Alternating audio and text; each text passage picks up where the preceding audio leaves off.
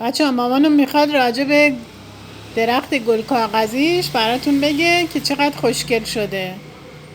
بگو مامان. بچه ها به همچی درخت گلوی خوب شده که نگو. عزیزم جاتون سبزه. این هم نشون بده. درخت انگورت هم نشون بده. اه؟ درخت انگورت هم نشون بده. یه هم درخت انگور میخواد. دیگه درخت های دیگت کدومه مامان؟ درخت دیگه یه سبزیت هم که کاشتی نشون بده مامان.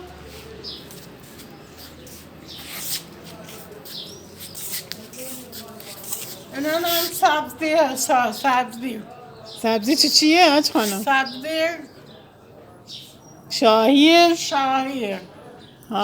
خب خیلی هم خوب. دستت در نکنه خانم. شمدونیات هم نشون بده مامان. یه هم شمدونیامه. برو جلو نشون بده.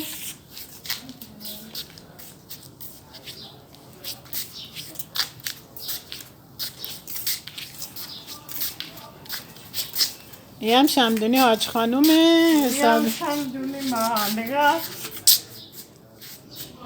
مامانم خیلی میرسه به گلدوناشا.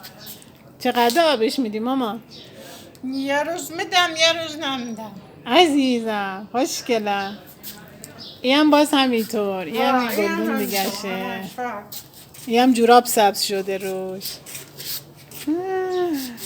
این هم گلدونه حاج خانوم. یه گلدون جدیدم اینجا داری مامان. این گلدون جدیده. این گلدون جدید هم که شما ساده دست درد نکن. حاج خانوم گلدونات خوشگله. مبارکت باشه عزیزم. درد نکنه بابا. خوشگلم. قابلت نداره بابا. پیام داری به بچه‌هات بدی؟ ها؟ به بچه‌ها پیام بده. بگم چی؟ بگو این گلا همش هدیه به شما ها. این گلا همش هدیه برای بچه ها. عزیزم ای خدا نگاه چه گل خوشگلیه. این هم انجیرشه حاج خانم. این هم ما توتا دیدی در اومده؟